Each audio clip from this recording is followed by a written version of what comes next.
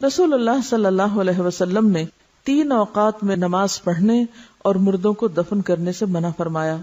Number 1 طلوع آفتاب کے وقت حتیٰ کہ بلند ہو جائے. نمبر 2 جب سورج دوپہر کے وقت عین سر پر ہو حتیٰ کہ ڈھل جائے. اور نمبر 3 غروب آفتاب کے وقت حتیٰ کہ غروب ہو جائے. یعنی جن اوقات میں نماز پڑھنا منع ہے انہی میں دفنانا بھی. ابن عمر رضی اللہ عنہ سے روایت ہے کہ نماز جنازہ نماز فجر اور نماز عصر کے بعد ادا کی جا سکتی ہے.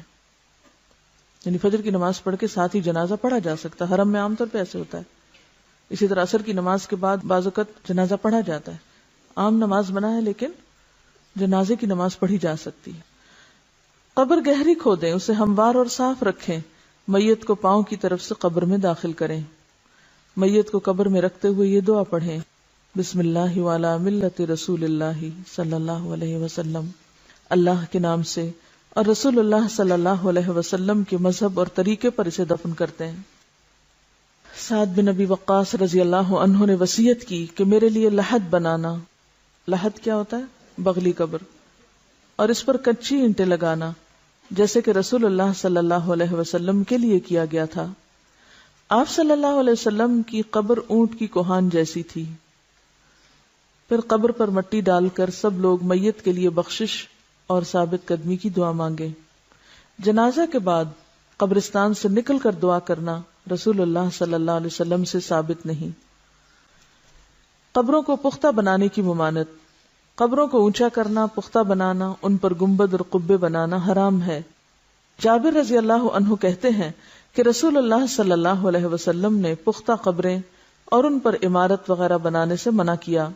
نیز آپ نے قبر پر بیٹھنے اور ان کی طرف منہ کر کے نماز پڑھنے سے بھی منع فرمایا ہے. چاہے کوئی شخص مجاور بن کے بیٹھے یا چلہ کشی کے لیے, سب ناجائز ہے. رسول اللہ صلی اللہ علیہ وسلم نے قبروں پر لکھنے سے بھی منع فرمایا.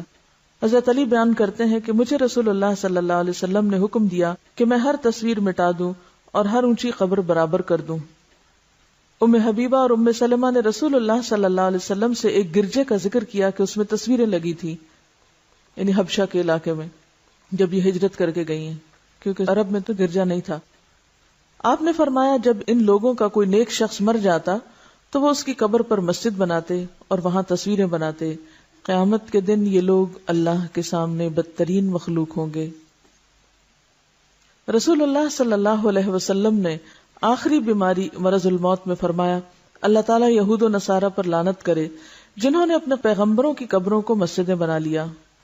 حضرت عائشہ نے فرمایا اگر اس بات کا ڈر نہ ہوتا کہ لوگ آپ کی قبر کو مسجد بنا لیں گے تو آپ کی قبر کھلی جگہ میں ہوتی, یعنی اس ریسٹرکٹڈ ایریا میں نہیں. اور یاد رکھیے کہ یہ جو قبر کے ساتھ مسجد نبوی ہے یہ قبر کی وجہ سے نہیں بنائے گی. مسجد پہلے تھی اور قبر قریب بنائے گی اور پھر وسعت کی وجہ سے وہ ایک طرح سے جیسے مسجد کے اندر شامل ہوگی, حالانکہ اب بھی وہ ایک طرح سے الگ ہے, ایک کارنر پر ہے, بیچ میں نہیں آئی. ساری ایکسٹینشن پیچھے کی طرف ہوئی, آگے نہیں ہوئی.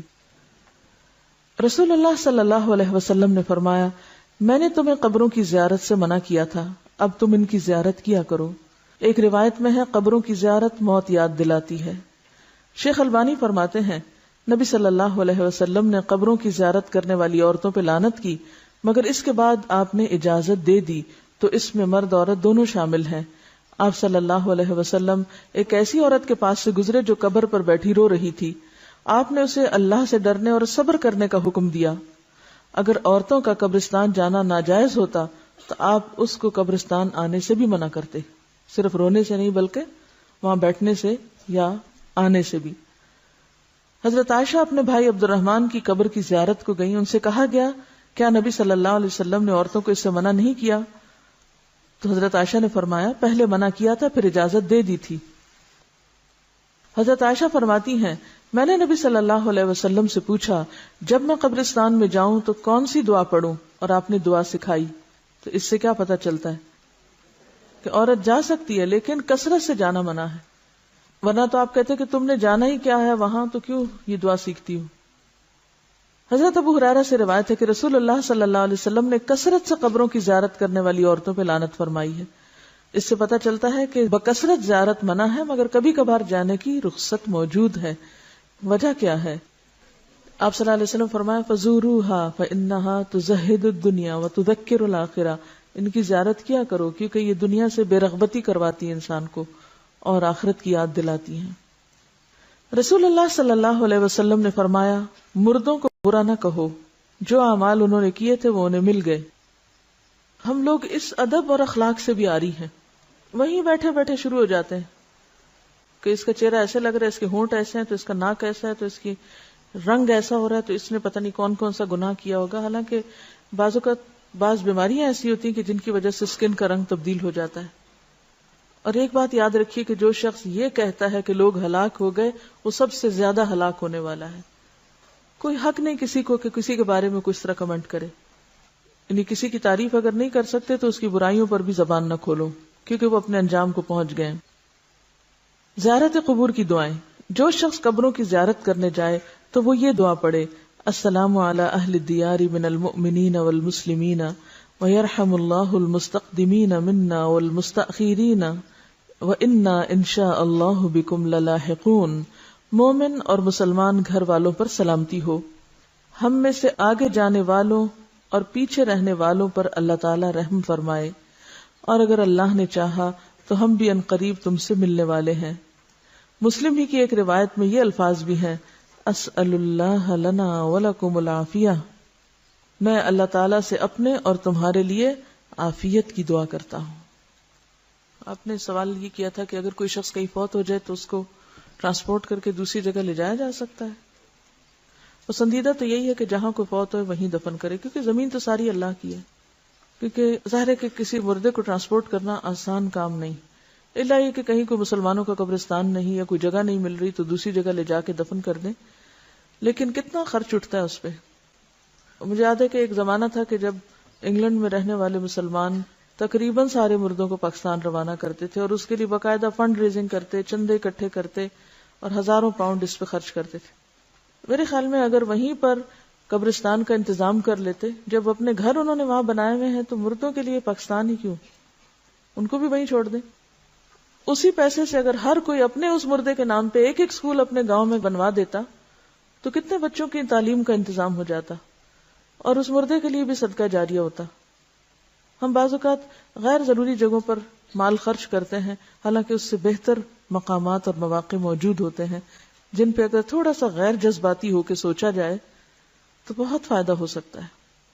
جیسے اگر ایک مردے کے اوپر 1000 پاؤنڈ بھی خرچ آئے، مجھے نہیں معلوم آج کل کتنا ٹکٹ ہے مردے کے لیے، کیونکہ وہ ایک سواری کا نہیں، ویسے 2 یا 3 کے برابر ٹکٹ ہوتا ہے، اس کو ویسے بھی وہ لگیج میں ڈال کے بھیجتے ہیں، اندر جہاز میں اوپر تھوڑی رکھتے ہیں۔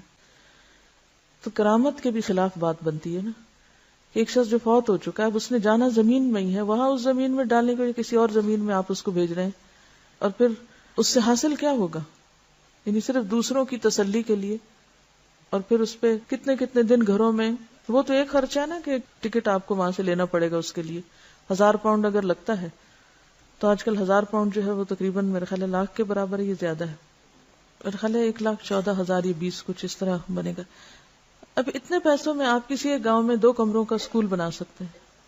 اچھا، پھر انتظار میں جو وقت گزرتا ہے، 8 دن بعد میت آ رہی ہے، 8 دن گھر میں مجلس قائم ہے، سب لوگ کام کاج چھوڑ کے پتہ نہیں کہاں کہاں سے اکٹھے ہو رہے ہیں، اور پھر اس پر جو کھانے پینے کا خرچ چلتا ہے، لوگ قرضہ اٹھا اٹھا کے آنے والوں کی خاطرداری کر رہے ہوتے ہیں، وہ سارا اگر ملایا جائے تو اس سے کہیں بہتر کام ہو سکتے ہیں، اور جانے والے کے لیے دعا کر کے صبر کیا جائے، کیونکہ تھوڑے دن ہیں ہمارے بھی، وہیں جا بیٹھیں گے ہم بھی۔